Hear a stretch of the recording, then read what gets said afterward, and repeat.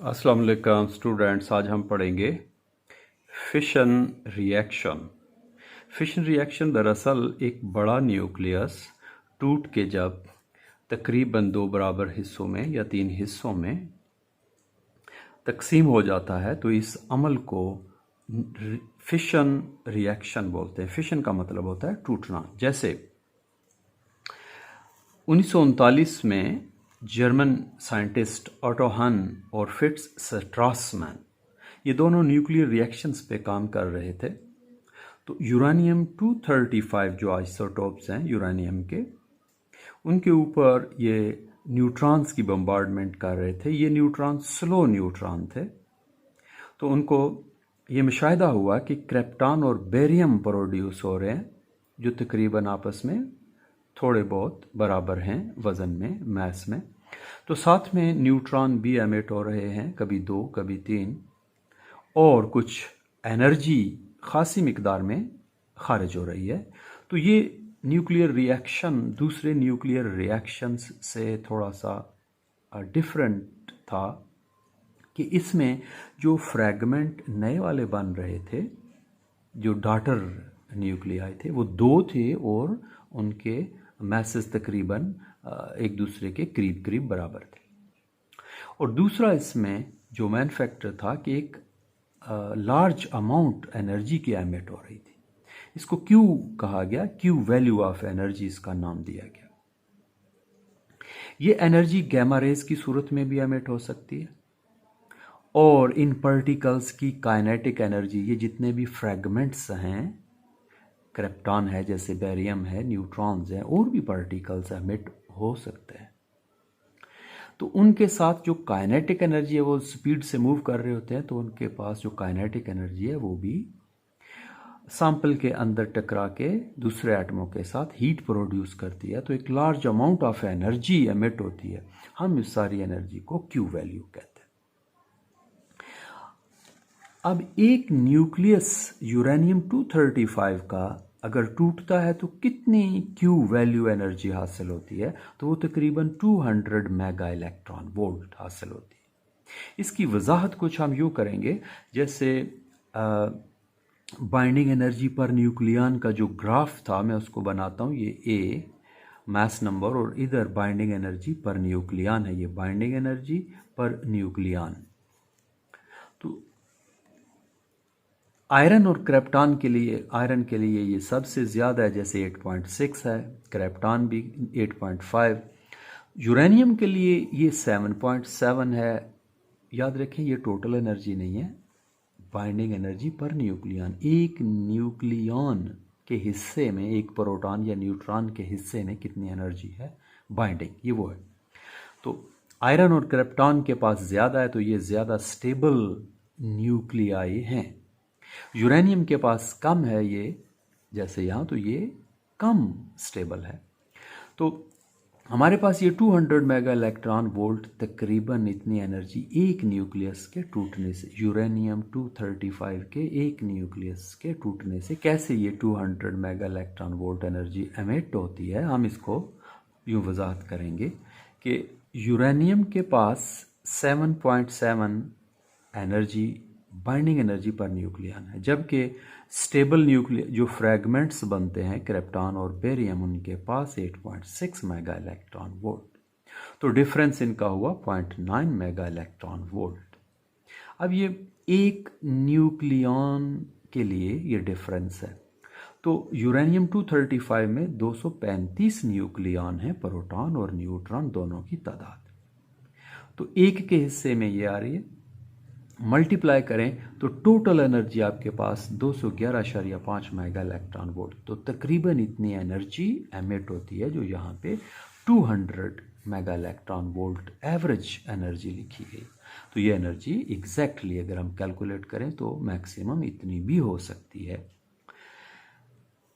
तो ये energy heat की सूरत में मिलती है, जो स्पेसिमेन अंडर ऑब्जर्वेशन है, जैसे यूरेनियम है।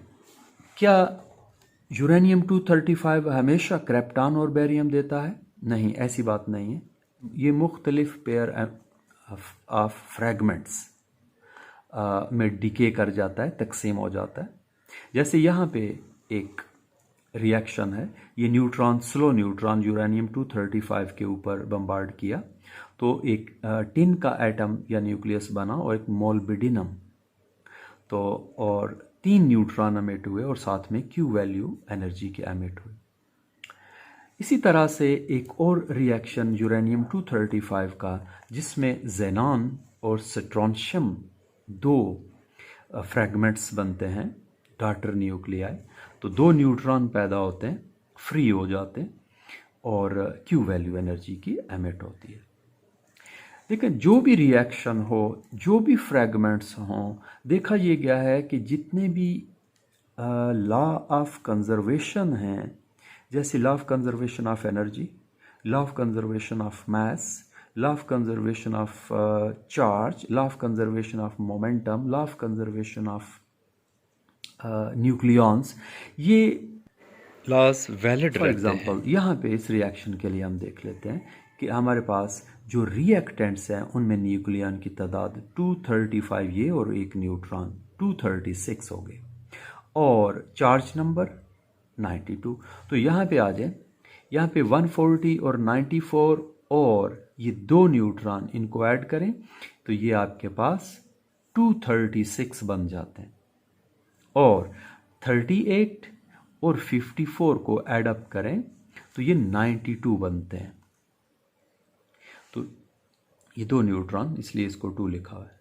तो law of conservation of energy, law of conservation of mass, law of conservation of nucleons, law of conservation of momentum, ये सब लॉ होल्ड करते हैं न्यूक्लियर रिएक्शन में।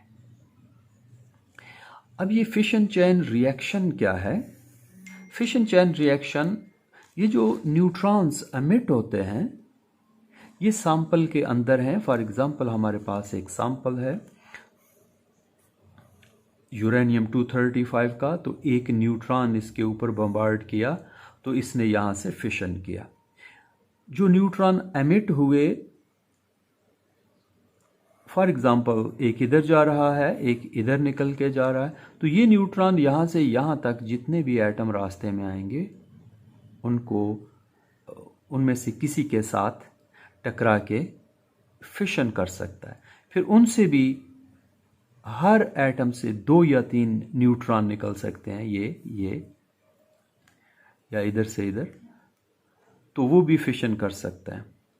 तो ये प्रोसेस अगर हम कंटिन्यूअस करना चाहें, मुसलसल करना चाहें, तो हमें जो ये मटेरियल है यूरेनियम 235 का, इसकी शेप कुछ इस तरह से बनानी होगी कि ये न्यूट्रॉन जो एस्केप कर रहे हैं वो मटेरियल में ही रहें ज़्यादातर।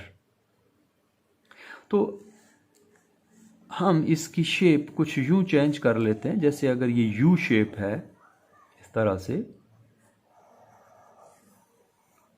इसमें ज़्यादा रिएक्शन होंगे। जैसे एक न्यूट्रॉन बम्बार्ड किया तो इसमें से 2 न्यूट्रॉन या 3 न्यूट्रॉन निकलते हैं, तो ये आगे जाके इनको फिर ये मटेरियल मिल जाता है, तो ये यूज्ड अप हो जाते हैं। ये फिर से 3 न्यूट्रॉन एमिट कर सकता है, ये इधर इधर इधर इधर, तो अब ये सारे एस्केप कर रहे हैं, जो यूज़ हो रहे हैं वो कम हैं।